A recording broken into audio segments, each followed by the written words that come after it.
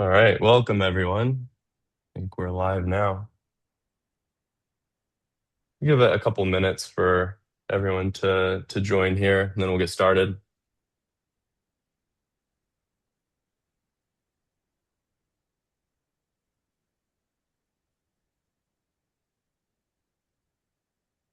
People are still rolling in, so just give it maybe one more minute, and then we'll get started.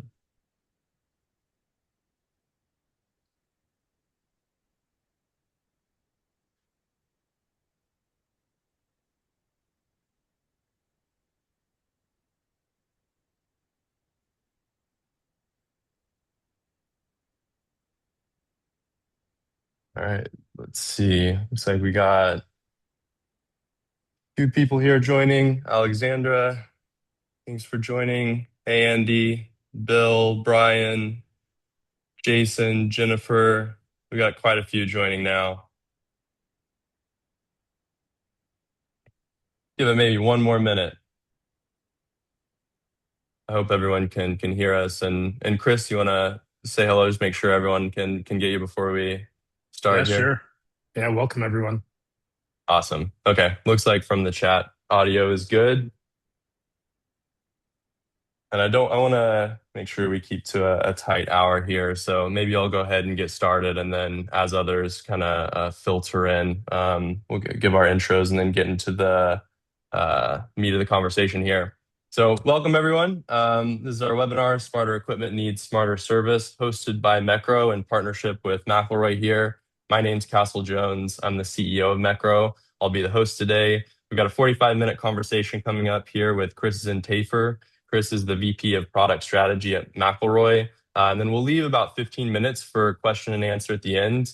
You should see a way to click in and ask questions throughout the webinar. So if you want to go ahead and leave those, maybe we handle some of those during the conversation, but we'll try to leave some time at the end, depending on how many questions there are in the Q&A box to address those. Also, like we've got a good number of attendees here. Would love to make this as interactive as possible. If you feel comfortable, please feel free to put your name and company and where you're calling in from on the chat. Should have attendees from all over today, and I think facing kind of similar challenges and opportunities, thinking about how we can maybe leverage some emerging technologies to improve service outcomes. So would love to have everyone kind of put their name and where they're from in the chat if they're comfortable. And with that, maybe can get started. And while you're doing that, I will introduce Chris here. So it's my honor to introduce Chris Zintafer. As I said, he's the Vice President of Product Strategy at McElroy Manufacturing. He is a product and technology executive with more than 2 decades of leadership experience across hardware, software, and digital product development. At McElroy, Chris leads product management and digital products. His teams are responsible for building a connected product ecosystem, so equipment integrations and leveraging field data to drive continuous insights and improvements for their customers. He's also the executive champion of McElroy's investment in AI for service operations and one of the leading voices, I would say, inside heavy equipment manufacturing on how OEMs can leverage these emerging technologies to think about scaling diagnostics, training, and support, and the relevance and intersection of product and service together. Chris is also an experienced entrepreneur. When we start the conversation, I want to pick at this a little bit because he brings such a unique insight. He built IceDot, which was required by specialized bicycle components, where he served then as director of S Digital. He's a Tulsa native, University of Tulsa graduate, and a board member of St. Francis Tulsa Tough. And if you don't know that or you haven't been to that, that is the one thing on the calendar where you should circle and make sure you can make your way to Tulsa to see. It's awesome. Chris, welcome. Thank you for being here today. Yeah, thanks, Castle. Great to be here. I'll quickly introduce myself as well while everyone else puts their names and where they're from in the chat. Castle Jones, co-founder, CEO of Mechro. I spent the last decade or so working at the intersection of emerging technologies and physical industries. So I've worked with several enterprises to help build startup companies and develop innovation strategies. At Mechro, for just some quick context, building AI agents for heavy equipment OEMs. The idea is that it's AI that's actually trained on specific equipment and shaped by engineers who know the machines. And our goal is help manufacturers scale diagnostic expertise across their service organizations try to capture and scale specialized knowledge that senior technicians and engineers might have, and ultimately reduce machine downtime across customer networks. McElroy and Chris is our lead design partner. A lot of what I've learned and what we've learned has come from working with their team and Chris in particular. So excited to get into the conversation. Before we do that, it would be very helpful. We just have a few quick poll questions here. You might have intrusively seen a pop up on your screen. But this helps us. We can, one, better tailor the conversation here. But two, if this is an interesting topic, this will really help us understand what you need, what you want to understand better. And then we can tailor future content if appropriate, and there's some interest based off these. There's only four. As all of you are answering those, I'll read them out. Won't take long here, 2 minutes max, and then we'll get started. Um, would love to know what your roles are to see where the appeal for these types of conversations are. Are you on the service side, product engineering, on the digital side? Are you a dealer or distributor, which I saw some registered, executive, something else? Please feel free to put it in the chat. Second question that you'll see is what's your biggest service operation challenge right now? So these are all themes that I'm sure we'll touch on today and would love to tailor it based off of what is most interesting or most prescient. Is there a problem of having really specialized knowledge and experts who are retiring, walking out the door? Is there any difficulty around upskilling and training new technicians? Do you see that escalation volume is eating into engineering capacity? Have seen in several instances where a lot of specialized knowledge lives in silos and has to come and be pulled off of their primary jobs to help handle some of these service calls. Really interesting is thinking about the OEMs that have these dealers and distributor networks and how service quality may vary amongst those service networks. Do you feel like you have a lack of visibility in what's happening in the field in those service networks? And or is there a lot of demand that's growing and you're trying to figure out how you can scale service in a way that can keep up with that demand and the products that you're putting out? And then third question, where's your organization with AI or emerging technologies and general service operations? Is this something that you've experimented with before? And then I'll jump to the final question just to not take too much time here. But what's the biggest barrier to moving faster on these technologies? Is it something that you're considering? Do you know where to start? Are there any internal blockers or challenges? Is there skepticism around AI? Have you seen it work in this industry before? And or are there budgetary concerns? So you probably saw those pop up on your screen. I've spent kind of a couple minutes reading through there. You might see Leander on the call here. He's helping us run those, but um, want to get started with the chat here so we can wrap up those poll questions. I'll stop sharing my screen so that you can see us and we can maybe get started with the conversation here. Chris, again, thank you. Excited to get started. I've been looking forward to this conversation for a long time and appreciate everyone joining. And like I said, I want to start with your background because I do think you have a unique perspective. You didn't start your career in heavy equipment. You spent a lot of time on the digital side. And so I'm wondering a couple of things. One, when you started at McElroy, what was your first impression, some things you noticed? And two, knowing McElroy and how niche and different it might be, what was your perspective on the industry as a whole? Well, I think I can probably answer those things together. Yeah. Um, I think in the digital space, coming out of kind of the consumer tech world, the philosophy was always, fail fast, right? Build MVPs, fail fast, move, iterate. Uh, when I came into the heavy equipment space, I was kind of scratching my head. There were a lot of amazing innovations going on, but also adoption can be very slow, and you really have to start to unpack, why that is, and what really occurred. And it took me a little while to figure it out. Wasn't an easy study, but the factors that make success in the heavy equipment space are very, very different from the consumer tech space. You're dealing with highly regulated industries. Mm, You're dealing with issues where you might have a new innovation, but if that innovation goes down in the field or has an issue, contractors, people in the field, they care about uptime. They would rather mm, the consistency of knowing that the way that they've done it works and the new thing is a risk. And so there's a higher risk factor on innovation in the equipment space. Uh, and you really have to be super responsive to everything you roll out.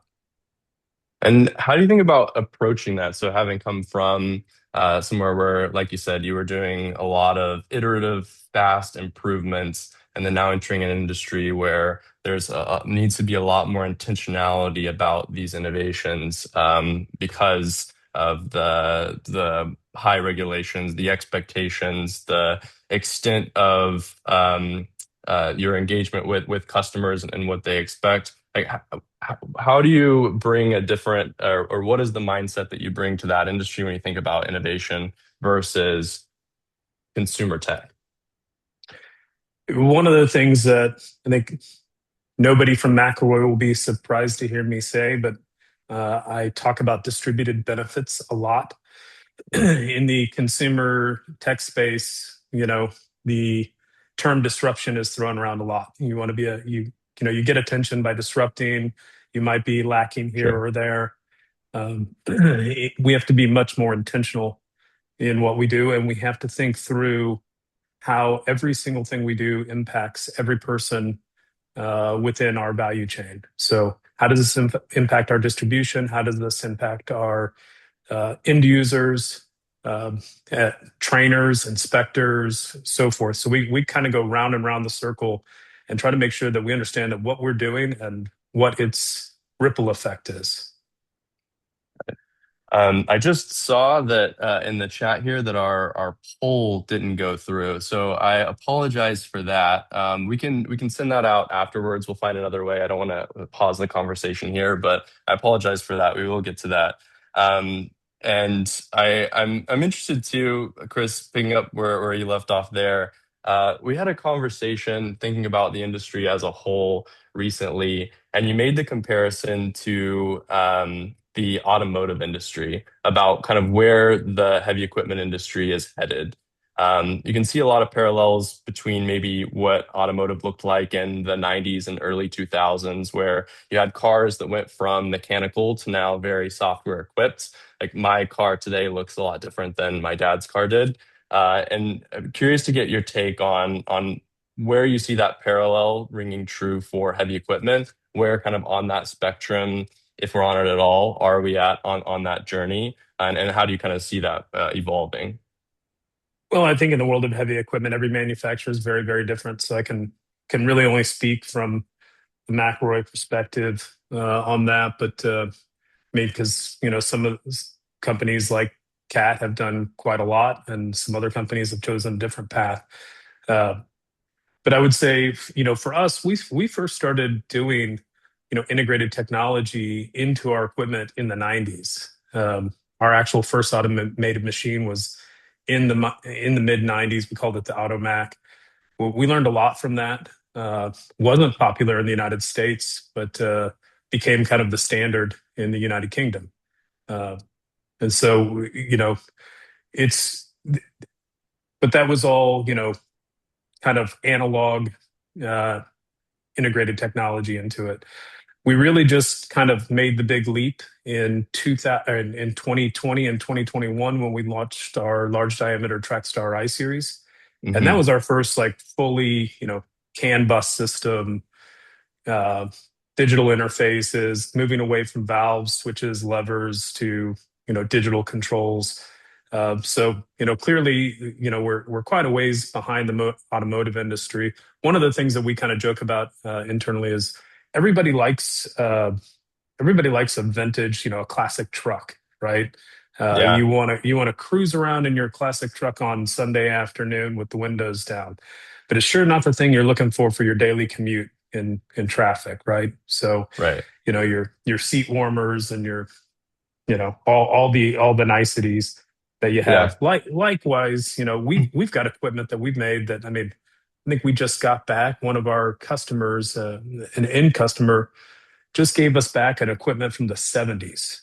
And they had it in their yard and they found it and they're like, we think it might actually work. And we brought it back. All we had to do is like change a couple of parts, a plug, and that thing started right up. And Yeah. we actually fused pipe with it. So, it's impressive to see. So, your equipment's been around a really long time, built for quality, and we have to integrate that same level of durability into our integrated tech equipment because what we're up against, honestly, is oftentimes our old equipment.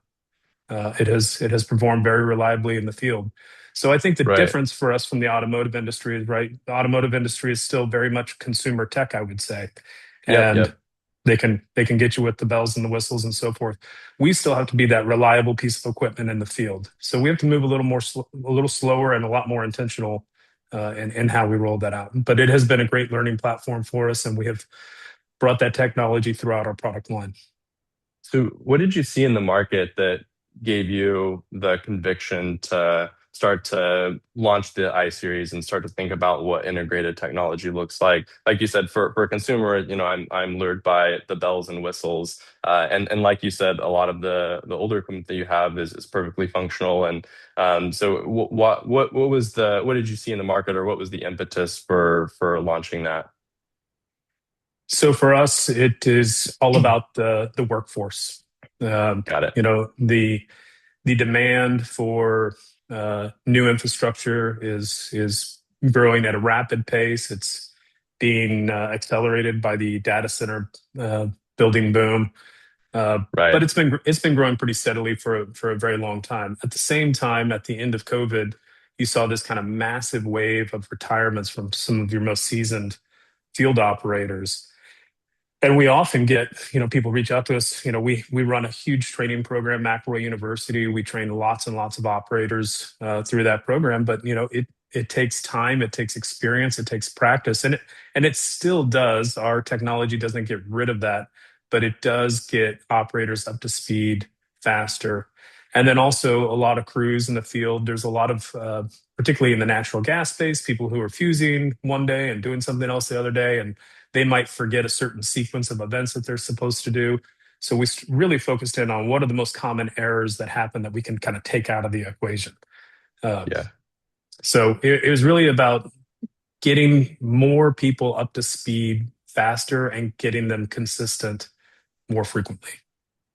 I heard two things there, and I want to pull on both of them. One is this increasing demand right now in the space, and then two is a lot of really specialized knowledge and technicians, and trying to find a way to scale that knowledge and get everyone up to speed as quickly as possible. Starting on the demand side. Can you talk about the growth and demand recently? I know that you've and we've had conversations about the Dodge Momentum Index and how with these data center projects coming online and kind of the next wave of infrastructure being built. What has that rise in demand looked like on your side? I would I would just say it's been pretty exponential. Um, the unique thing about the data center play is their value for the work and the materials is different than some of the legacy industries that we've served. Uh, Whether it's if you just think about utilities, uh, nobody in the engineering department of a major utility uh, wants to change the way they've always done things Mm, because what they've done, they at least know it's kind of the devil you know. Um, so the material changeover, utilities have consistently used, ductile iron, PVC, steel, things like that.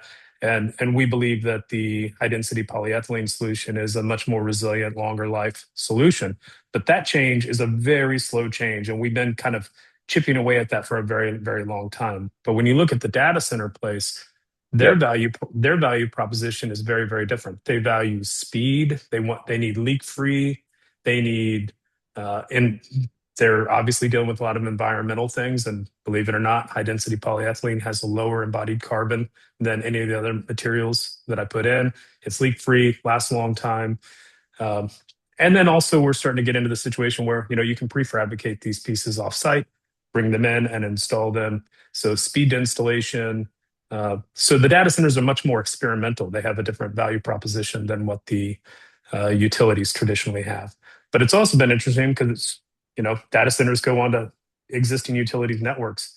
and they're saying, "Hey, Hmm. we're using this kind of pipe, and we want to use the McElroy equipment." And so it's also flipping utilities over as well. They're getting exposure to it.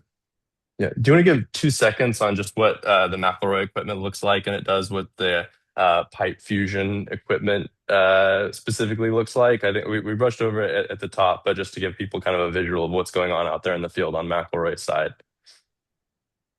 Yeah, I mean, effectively the equipment, the first phase, you load two pieces of pipe into the machine. The first phase is they we call it the face off. You're gonna take off a layer of the polyethylene to get kind of raw resin exposed. You want it to be clean. Then you get an alignment check, so you make sure that everything's flush. Close it in. You calculate drag because you might have one stick of pipe that's out one end that's hundreds of feet long. Uh, then you drop a heater plate in. You heat these things up under what we call drag pressure. They just kind of sit and rest up against the heater plate. It's heating up to 425-ish degrees. And the resin just kind of soaks that up. It doesn't become molten, but it soaks it up. It's not like dripping. But when you pull the heater out, it comes back together under pressure. And then that creates basically a monolithic pipe structure. So the joint is as strong or stronger than the rest of the pipe. And so you have these pipe fusion machines out on these data center builds and other construction projects alongside many other kind of complex machinery working in a systems on these projects. And curious too. So you said that we've got like part of the reason why you made the bet on the I series machines, for example, was a response to solving problems out in the field, making sure that they're intuitive and easy to use for these projects.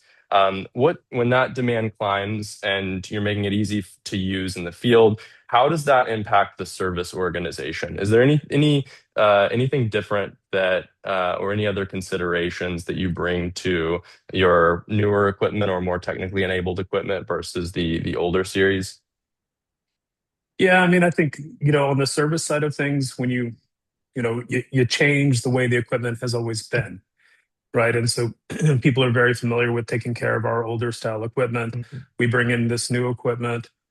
We started off, running what we called advanced diagnostic workshops. We would ask our distribution to bring in their best technicians. We would train them how to run through the electrical schematics, understand all the Mhm. various sensors, and we rolled out a what we called the a CAN log. So if a machine had a problem in the field, we could stream the CAN data to us, so we could try to figure out what might be going on.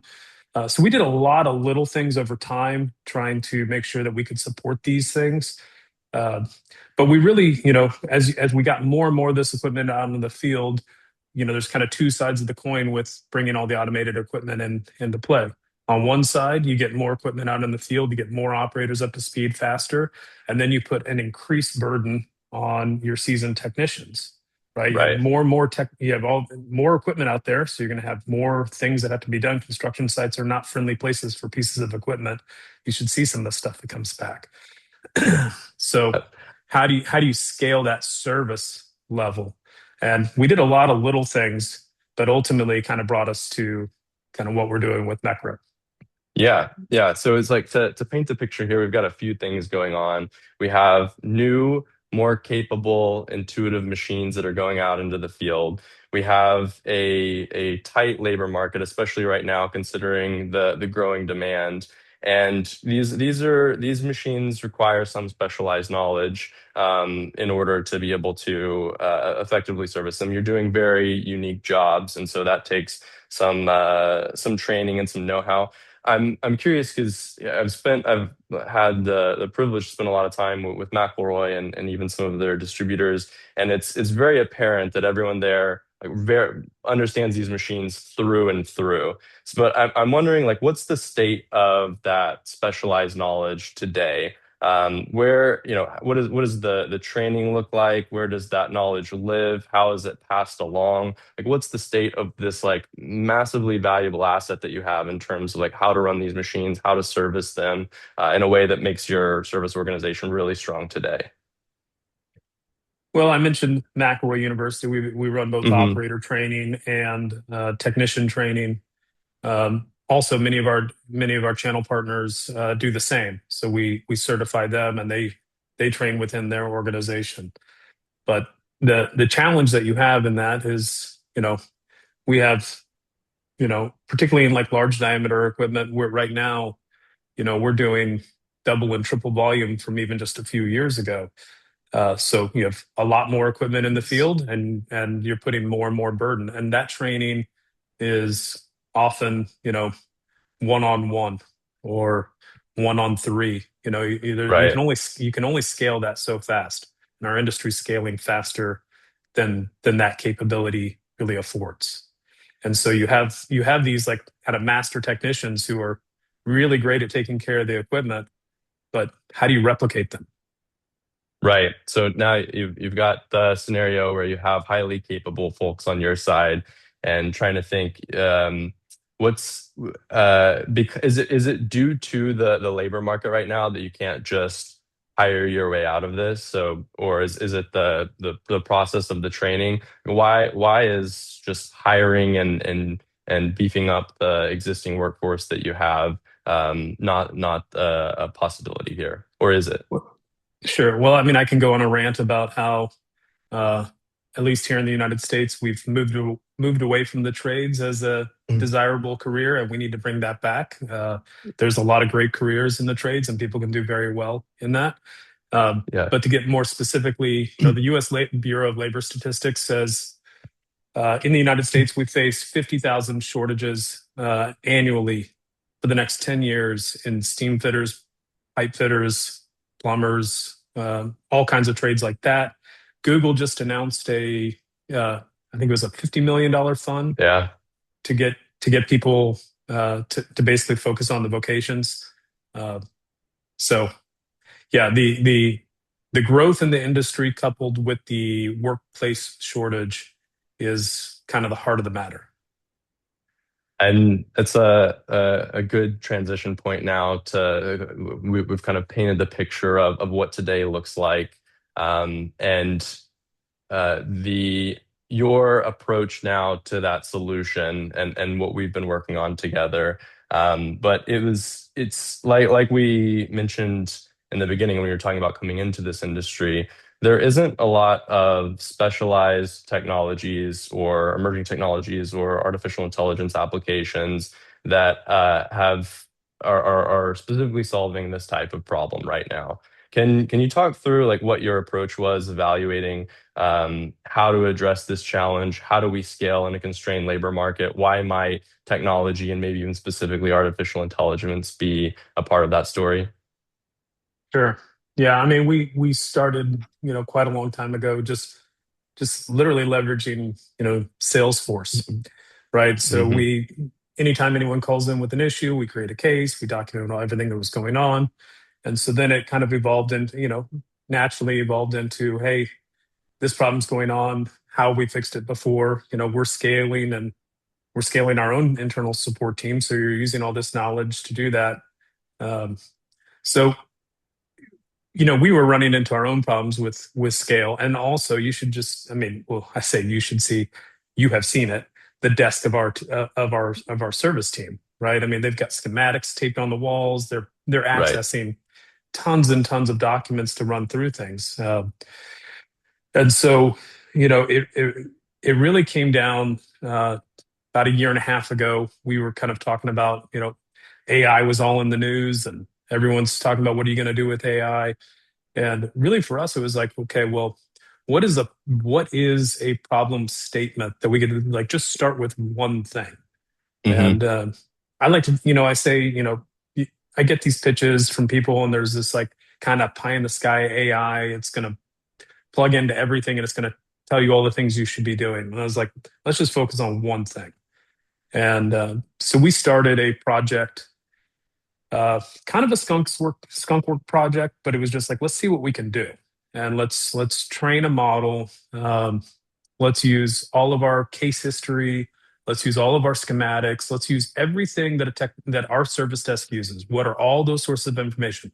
Product knowledge, technical bulletins, and start training a model, and then also training around specific pieces of equipment. So Right. we experimented with that. We did about a 6 month pilot with it. We deployed it within our tech services team for feedback.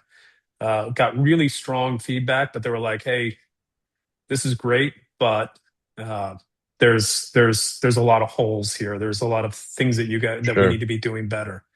Um, so that led us to our partnership with you. Yeah, I want to dig in before we get too deep into what that looks like today, how you got it across the finish line within McElroy. And I know McElroy within the industry is cutting edge and always looking for opportunities. But I think there's likely a lot of people on the call that have self-selected that are, potentially champions within their organization for bringing a technology solution to the table, but it's not easy in an industry where there are a lot of barriers and there hasn't been a lot of adoption. So what got it over the table? Were you the one to kind of carry that torch, and what did those conversations look like, and how did you build conviction internally? Well, I would say one of the great things about McElroy, I've done a lot of things in my career. Um, McElroy is one of those companies that plays the long game, right? We don't think about things for next year. We think about things for 10 years from now. And so that was a really, when I came into the company, that was really enlightening for me. I was like, oh, you know, I'm come from the consumer tech thing where that's like, what have you done for Yeah, me lately? Like, what are you doing next month and the next month, the next month? And McElroy, it's like, hey, let's not try to boil the ocean. Let's think about where we're going to be 10 years from now and kind of step our way there. So first of all, culturally, McElroy is a great organization to bring these kinds of projects forward, and that kind of thinking exists throughout the organization. So probably wouldn't even be possible without some level of kind of yeah, understanding that, hey, we have a long-term vision for where we're going. Uh, Second of all, I would just say, uh, yeah, I put the idea together, but it was coalition building, right? We had to involve our executives over sales, our engineering team, and of course our CEO Chip McElroy. So there were a lot of conversations around it. There was not to mention our IT group. A right. lot of conversation, lots of ringing of fists, I would say, but it has. But we all kind of sat down and said, hey, kind of bringing that back to the long term thing. Where do we need to be down the road? This might be messy. This might be a little bit painful, but we're willing to kind of stick to it and kind of work our way through it. Uh, I like to talk about simplicity on the other side of complexity. Yeah, yeah. I'm curious too, how you decided on, because this is an interesting case where you're tinkering around, trying to find a solution, did some pilots, and then what ultimately became Mechro. You had a lot of input and helped kind of mold what we had become today. But what was the decision to go that route versus trying to say, keep everything in house. Let's build an internal tool, or let's go shop for, whatever the Salesforce plugin is, or whatever other off-the-shelf tool that you can bring in. Like, what gave you some conviction around trying to outsource the expertise, but with a but working shoulder to shoulder as you built that?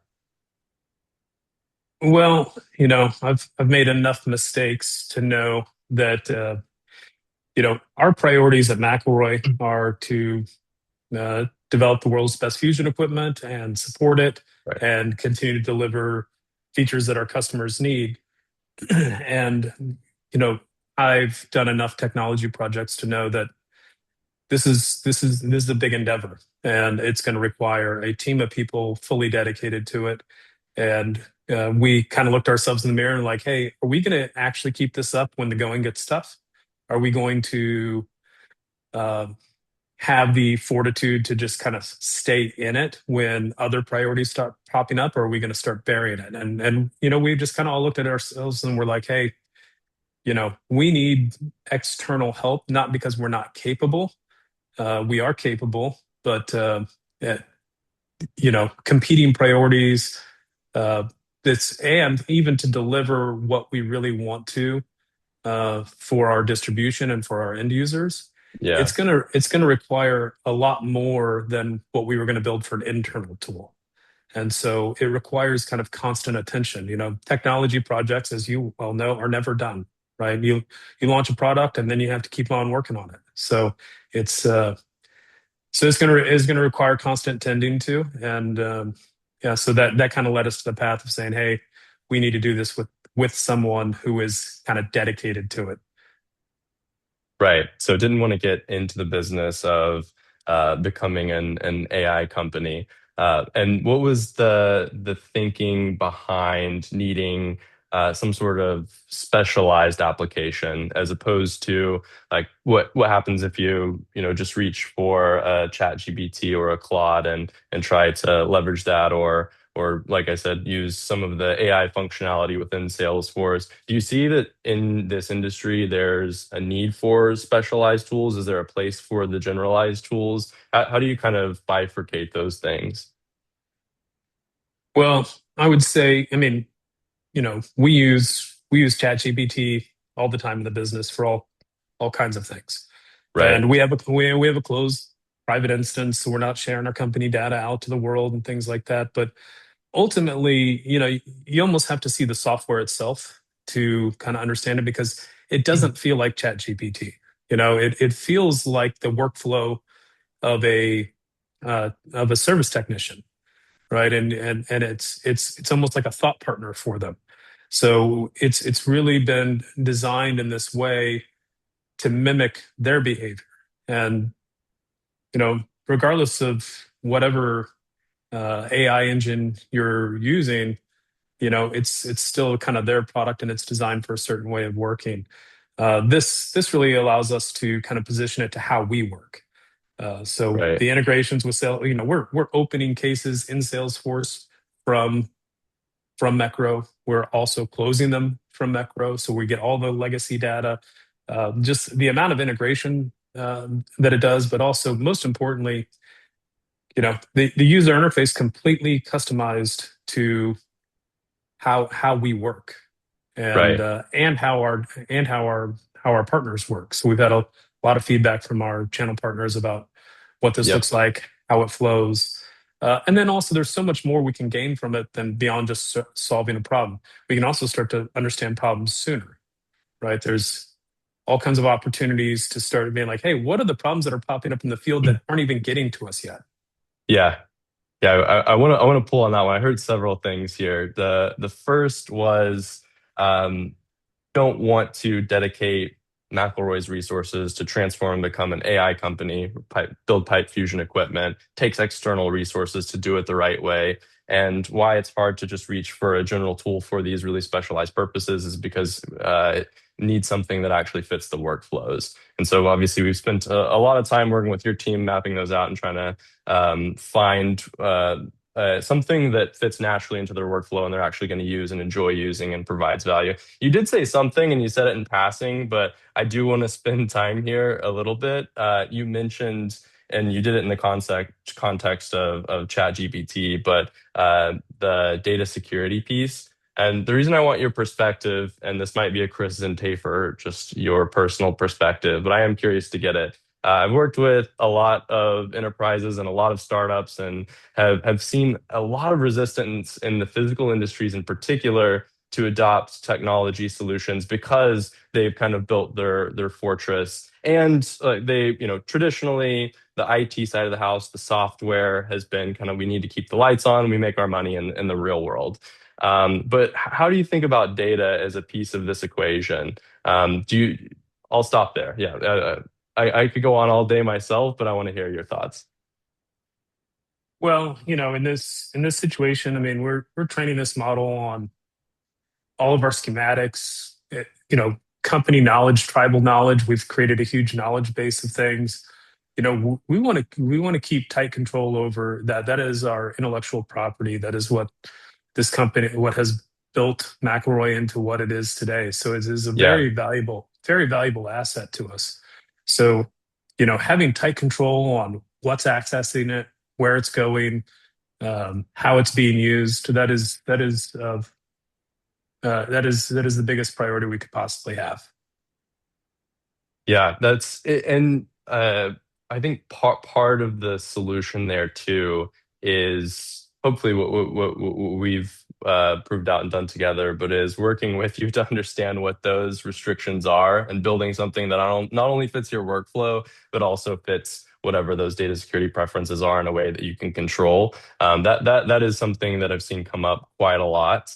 And so glad to get your thoughts there. And then the other thing that I heard was like speaking or starting to speak to like what's the ultimate upside of this, or what's your vision? Where can we take this? You had mentioned, so you kind of started to paint the picture of what Mechro is and what your AI solution is and for service, but you're scaling your high quality customer support through service. As they start to interact and use a tool and get value from the tool, you can then start to collect insights that give you hopefully some really valuable information. Can you kind of paint a picture of what your ideal end state is with Mecro or any other kind of AI tool? Like, where do you want to get to with this?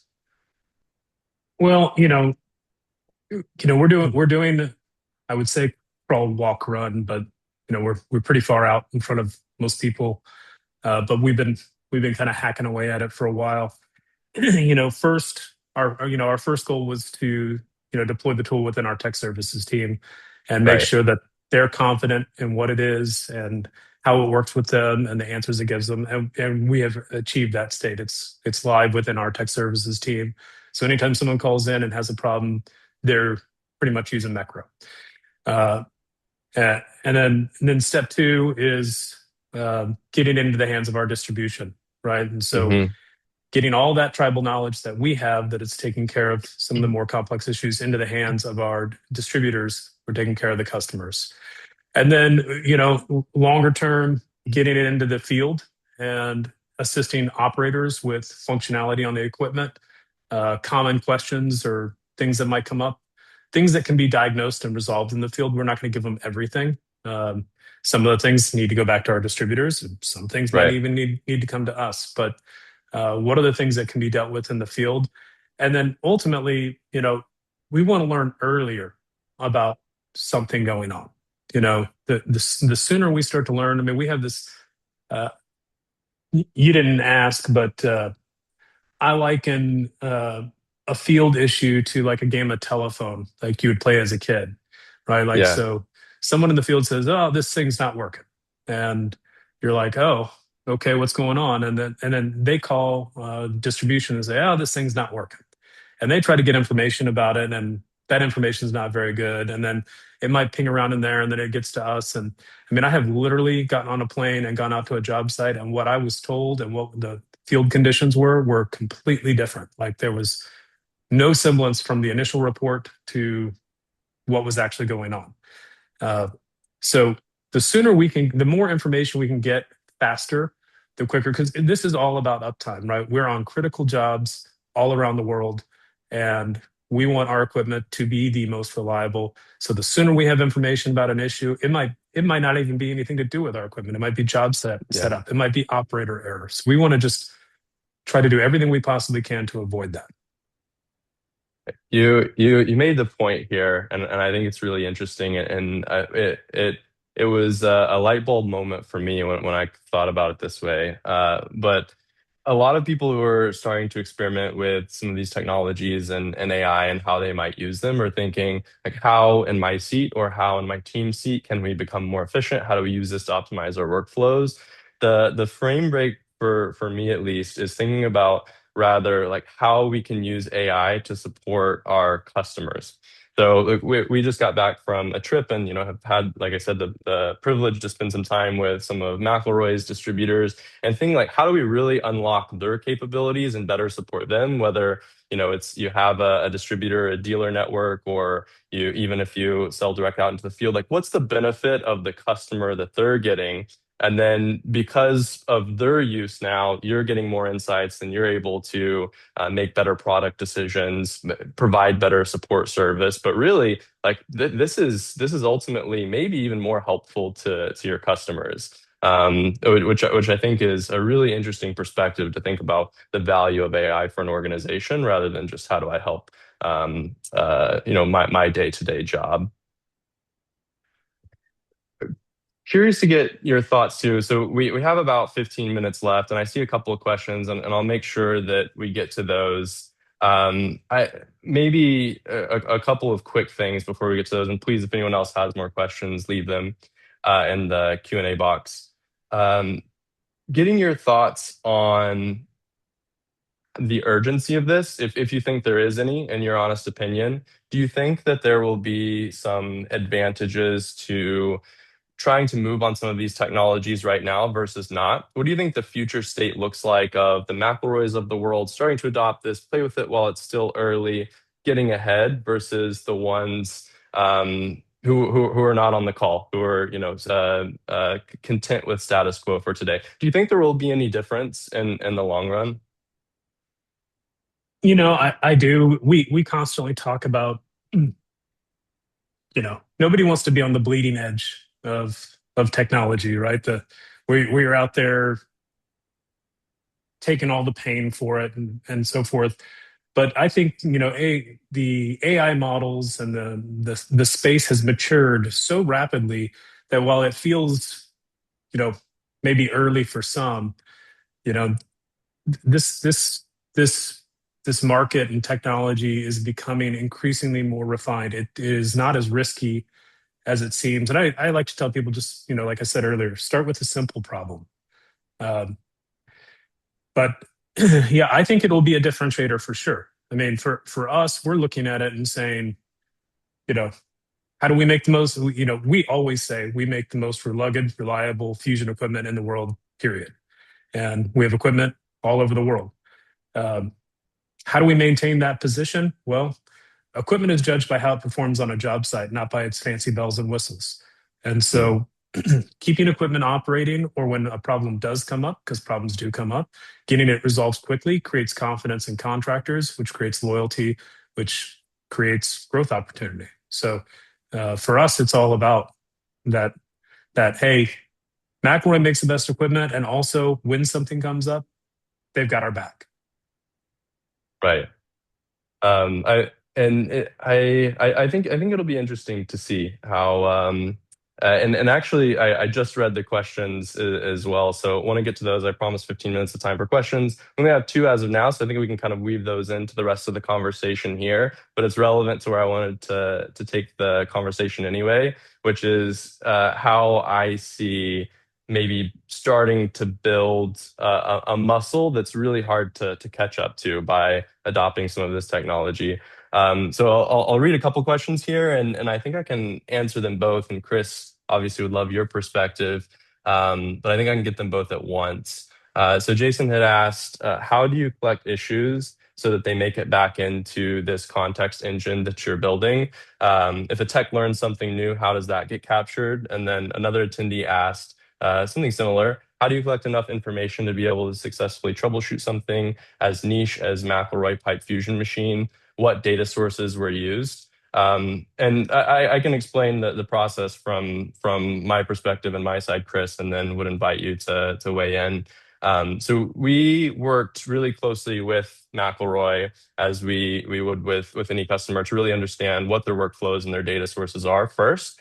And so, for example, that might be some sort of catalog of business data, like past case history, wherever that might come from, whatever operations manuals there are, whatever tech bulletins there are.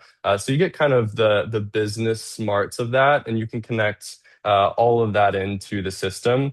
But then what's really the most important piece, like you said, this is some very niche equipment in this case, is you've built a lot of specialized knowledge that right now lives in McElroy technicians' heads, for example, and in your distributor network. And so having a process that is necessarily very hands-on to understand how they solve these problems. They know these machines. What do they know about them? What is the first step they take when they get a call saying something has an issue? What's that process? So we actually create an institutional knowledge data set from the tribal knowledge as well as past case history and all of the business data. So then you have kind of the book smart version, you add it with the capabilities and the knowledge of these technicians, and then you have something that any model can reason on top of and be able to solve these really niche issues.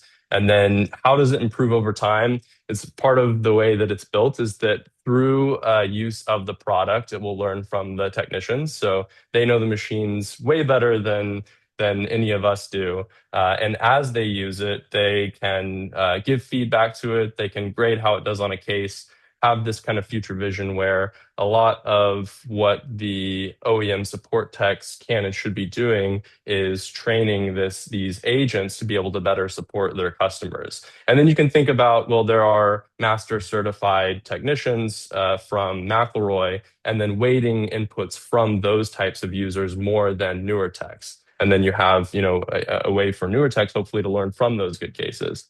I could speak all day about this, Chris. I don't know if you have a perspective on kind of those two, or if there's anything that you want to add. Yeah, I think you pretty well covered it. You're going through all the things, you're looking at all the things that our technicians use to solve problems and trying to, put some structure around it and get it fed into the model. But the most important thing is the sooner you start, the quicker the model gets better, right? So our technicians tell it it's wrong. They'll Yeah. be like, Yeah. particularly in the when we first started doing it, they'd be like, no, that's not right. You're asking the right question, but you're giving me the wrong answer.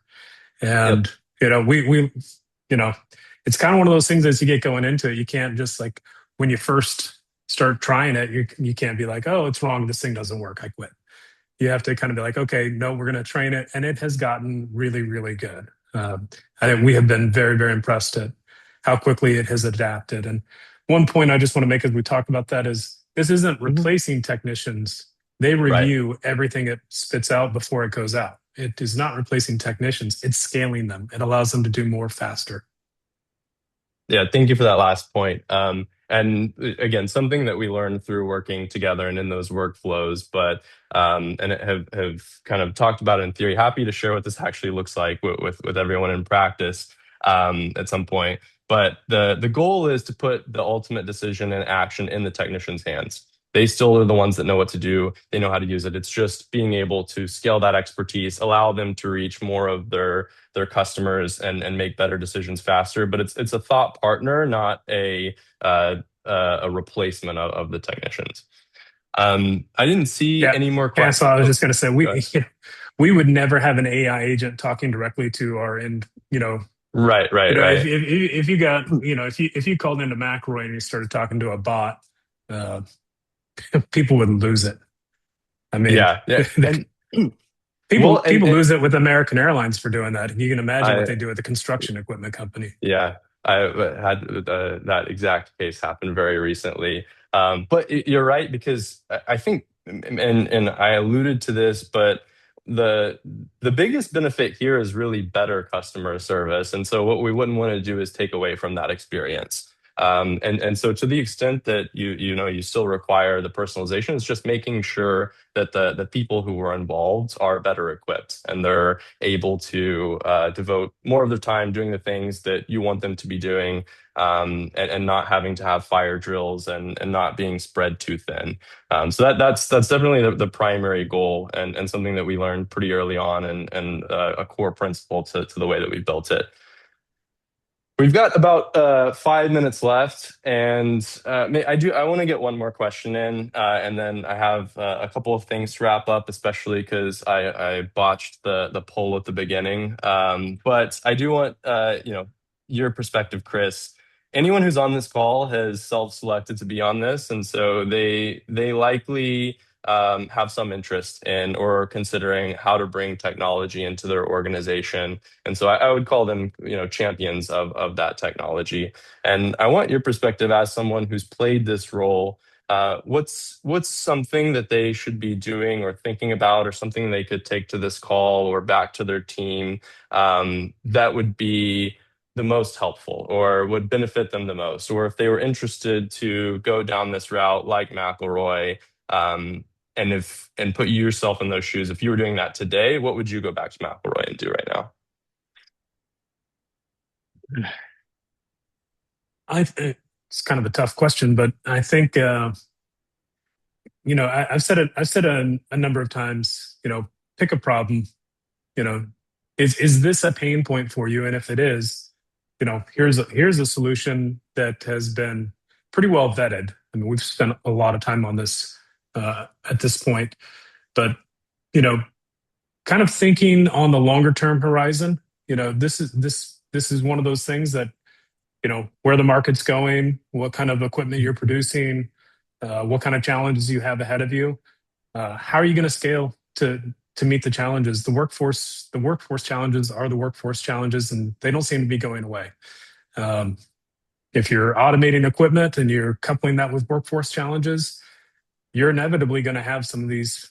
You're inevitably going to have some of these problems. And so, once you kind of start to confront that reality, like, all right, how do we scale this? And to us, this solution was the most scalable and and and attainable.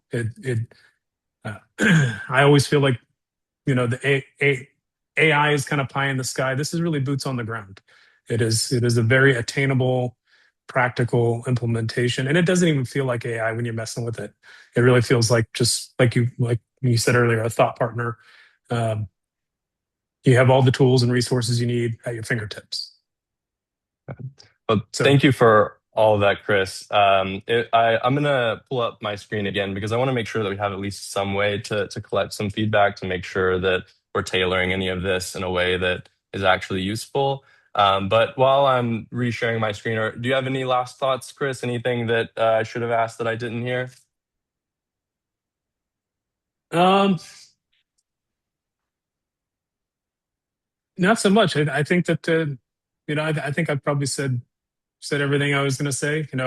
This is an exciting opportunity. It's an exciting time to be in the market, and you know, we are excited. Everyone within McElroy is excited about what this is going to do for us, our distribution, and our end users. Awesome. Thank you again, Chris. Really appreciate it. It was a fun conversation. I've been looking forward to it for a while. Like I said, I was supposed to launch a poll from the questions that I read through, so I'm sorry I just read those without you being able to answer them. But we do have a way to collect some feedback here at the end when you exit out. It'll ask you, I think it's a pop-up for some feedback. Please, if there was anything that you wanted to share there, please, if there's anything you wanted to share in the initial polls, please share it there. In addition to that, happy to meet with anyone on this call. We have a QR code here where you can set up a meeting with myself directly. I'll put up my contact information on the next screen as well. You can also go to our website. Our goal is to really be on the ground with OEMs like McElroy, with people like Chris. It's the beginning of I think a wave of adoption of these types of technologies in the industry. And what we want to do is be working kind of shoulder to shoulder with the leaders there. And so if it's helpful to any of you, happy to sit down, whether it's on a call or over a table in person, and bring our team and work through kind of what a 90-day roadmap in our perspective might look like for AI adoption, and would customize that based off of whatever your organization's needs might be. And we'll do that beyond even what Mechro specifically offers. We've had the privilege to spend a lot of time with a lot of different service organizations at this point, so can anticipate some of those challenges. And like I said, would be more than happy to meet with any of you. And we spoke kind of conceptually about what the solution might look like. We do have more tactically examples that we can show you. And so if you're interested, scan the QR code and/or please reach out. My contact information is here. Feel free to connect with me in any way. Thanks everyone for joining. I really do think that there's a lot of excitement, a lot of good things ahead, and I think that everyone who joined is probably going to be a part of that story. So thanks Yeah. again, So especially to Chris. Yes. if anybody needs any feedback from me or any advice on this, feel free to reach out to me as well. You can find me on LinkedIn. Thank you, Chris. Appreciate that. And thanks to the whole McElroy team. They've been great. I know that there are several on the call. Thanks to my team too. I apologize for butchering the poll. I'm getting lit up about that. But you will see something when you exit. Please pass along any feedback. Please reach out. Thanks again. Hope to see you all soon.